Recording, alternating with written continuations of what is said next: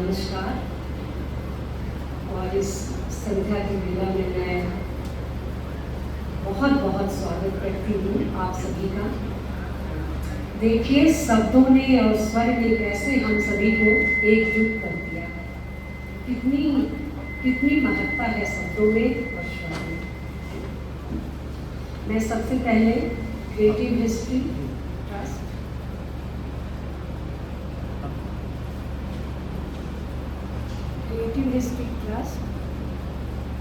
Hello रंगश्री और समाजवादी शिक्षा संस्थान की तरफ से आप सभी का स्वागत करती हूँ और अभिनंदन करती हूँ। मंच के आसीन हमारे अध्यक्ष बहुत बड़े इतिहासकार professor SNR sir, professor JN Sinha ji और प्रोफेसर सलील मिश्रा सर, सभी का बहुत बहुत स्वागत करती हूँ। रंगश्री के अध्यक्ष और रंगश्री को 1978 से अपने क्रिएटिव रचना नाटक के द्वारा जिस पटल पे लाए हैं उन्हें भी मैं बहुत बहुत स्वागत करती हूँ, अभिनंदन करती हूँ। इस समाजवादी शिक्षा संस्थान जिसकी नींव शशि भूषण जी ने की, तो उनके पुत्र प्रशांत सिंह वाजपेयी जी का भी बहुत बहुत स्वागत करती हूँ।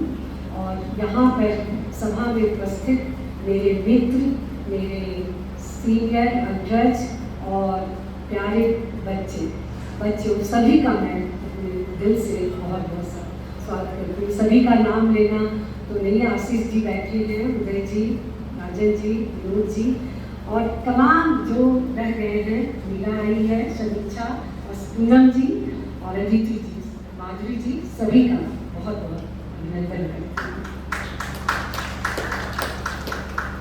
इतिहास कैसा होना चाहिए, 1857 का क्या महत्व है और क्यों हम इसे इतना याद करते हैं। मुझे लगता है कि किसी भी राष्ट्र और राष्ट्रवाद के लिए व्यक्ति को राष्ट्र के निर्माण और मर्म लिखने के लिए तैयार करता है और ये सच है। इतिहास की अनंत धाराएं हैं जिसमें लोक, मिथक, स्मृति, मेला, जहां से इतिहास लेखन का कोई सूत्र मिलता है, क्योंकि उसी के आधार पर हम अपने क्षेत्र के इतिहास को, अपने राष्ट्र के इतिहास को, अपने देश के इतिहास को समझ सकते हैं। क्योंकि इसका गहरा संबंध मानव की उन जो ऐतिहासिक घटनाएं हैं, वस्तुएं हैं, स्थितियां हैं, परंपराएं हैं, उनको हम समझ सकते हैं, क्योंकि उससे ही समाज बनता है। इसलिए मुझे लगता है कि इस पर बात करना इतिहास का बहुत बहुत महत्वपूर्ण कार्य भी है और दायित्व भी है। क्या इतिहास के बनने में 1857 से 1947 के बीच जो इतिहास लेखन हुआ है, क्या वो पूर्ण इतिहास है? क्या उससे आप पूरे भारत का या आधुनिक भारत के इतिहास को समझ सकते हैं? बार बार मैं इसी उधेड़ में रहती थी कि कुछ तो है, इस इतिहास के परे एक और इतिहास है जो लोग मन में है। ये मन क्या है? मन को कैसे हम आइडेंटिफाई या उसको डॉक्यूमेंटेड करें? इसकी जरूरत क्यों है? तो मैं यहाँ सिगमंड फ्राइड की जरूर चर्चा करना चाहूँगी। सिगमंड फ्राइड को इसलिए भी उन्होंने मन पे बहुत विस्तार से लिखा है। कहते हैं कि मन एक सीमित क्षेत्र में घिरा हुआ होता है, वह कुछ निश्चित वस्तुओं, स्थितियों, घटनाओं से जुड़ा भी होता है। उसकी चिंता बड़ी विचित्र होती है और उसके अंतर मन में बहुत क्रिएटिव प्रोसेस, रचनात्मक प्रतिक्रिया उत्पन्न होती है और इसी क्रम में वह अपने देश, काल, समय, घटना, चेतना, परंपरा आदि का डॉक्यूमेंटेड करता है। और ये मैं कर रही हूँ या मेरे पूर्वज कर ऐसे नहीं, पीढ़ी दर पीढ़ी चलती रहती है और इसी आधार पर एक नए इतिहास की रचना होती है, या नए इतिहास सामने आते हैं। ये मैंने तब महसूस किया जब प्रतिबंधित साहित्य पर राष्ट्र अभिलेखागार की कुछ पुस्तकों को खंगाल रही थी, तभी मुझे ऐसा लगा कि बहुत सारे योद्धाओं की चर्चा है जिसे इतिहास में विस्मृत कर दिया गया है। साथ ही जब कुंवर सिंह पर काम मुझे मिला और मुझे लगा कि आधुनिक भारत के इतिहास में ऐसी कुंवर सिंह को लेकर वैसी कोई बात नहीं लिखी गई है। जब कुंवर सिंह के बारे में नहीं तो उनके सहयोगों की चर्चा तो बिल्कुल ही नहीं थी। एक कालीकंकर दत्त, डॉक्टर कालीकंकर दत्त की किताब मिली थी मुझे, बाकी और वैसी विस्तृत जानकारी नहीं थी।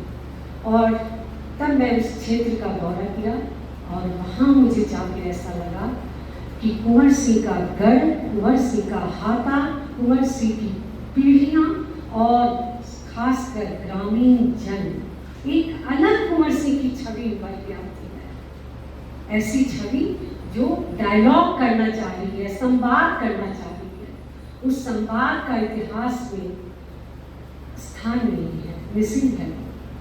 तब मुझे लगा कि एक ऐसा मंच बनाया जाए जहां हम अपने स्वरों को, अपने संवाद को डायलॉग के माध्यम से एक दूसरे के साथ जुड़े।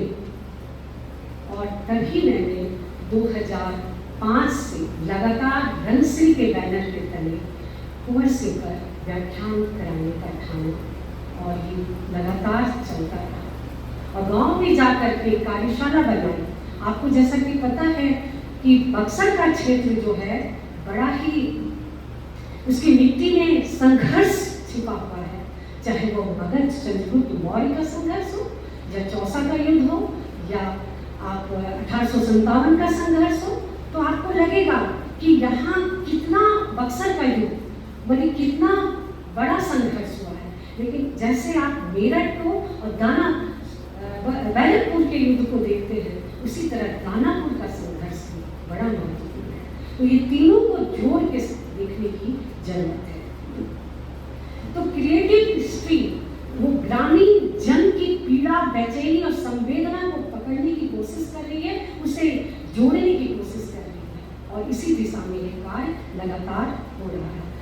2022 में हमने वहाँ इसे क्रिएटिव हिस्ट्री के तहत एक क्रिएटिव हिस्ट्री व्याख्यानमाला शुरू की है, जिसमें पिछली बार प्रोफेसर नवीन ठाकुर ने आरंभ किया और आज हम प्रोफेसर जेएन सिन्हा और प्रोफेसर सलील जी जो कुंवर सिंह व्याख्यान देने प्रोफेसर जेएन सिन्हा जा रहे हैं और प्रोफेसर सलील मिश्रा दूसरा क्रिएटिव हिस्ट्री ट्रस्ट का व्याख्यान देने जा रहे हैं।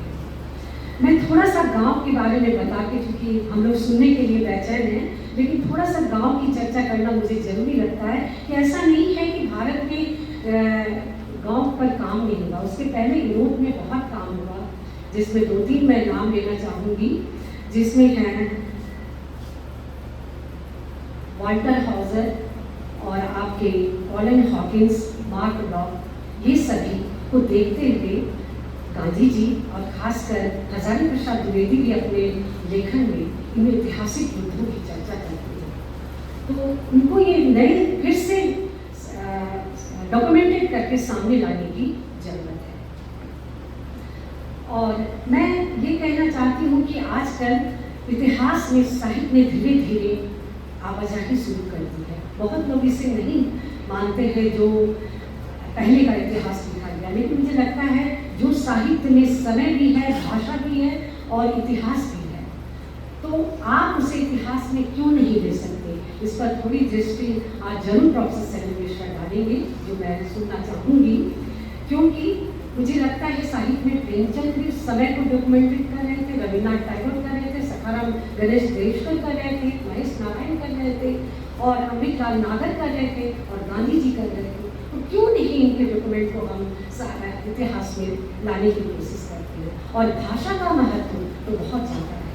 भाषा का वैज्ञानिक विश्लेषण करना बहुत जरूरी है, क्योंकि जब तक आप उस क्षेत्र में जाकर इस भाषा को नहीं पकड़िएगा, तब तक आप अपने इतिहास में नई दृष्टि, नई चेतना, नई संवेदना, नई पीड़ा, नई बेचैनी को नहीं ला सकते। और इन्हीं कुछ शब्दों के साथ मैं आज दोनों को सुनना चाहूँगी। और सबसे बड़ी बात कि उस क्षेत्र में मुंशी विनायक प्रसाद जी की एक 4 खंडों में पुस्तिका आई है। अभी मेरी प्रोफेसर जयंत सिन्हा जी से बात हो रही थी, तो उन्होंने कहा कि ये पुस्तक तो बहुत अच्छी है, जिसमें 4 खंड में एक खंड 1857 और वीर कुंवर सिंह पर पूरा लिखा गया है। तो इसको भी इतिहास में एक नई दृष्टि से देखने की जरूरत है। और जो व्याख्यानमाला हम 2005 से कराते आ रहे हैं, वो आज 19वां व्याख्यानमाला के रूप में आप उनके सामने है। और 2 लाइन सबने कविता सुनाया है, तो 2 लाइन इस कविता के साथ मैं अपनी बात को विराम दूंगी। लिखने की पतिया भेजले कुंवर सिंह, सुनो अमर सिंह भाई, चमुआ के टुटवा दांत से कटावे, छतरी जन्म आई। पहले जाय के आराम में लड़ियो, बंगला दियो ढवाई, सब बबुअन के बाँध छुड़ियो, लाट गए। लिखने की पतिया भेजले कुंवर सिंह। बहुत बहुत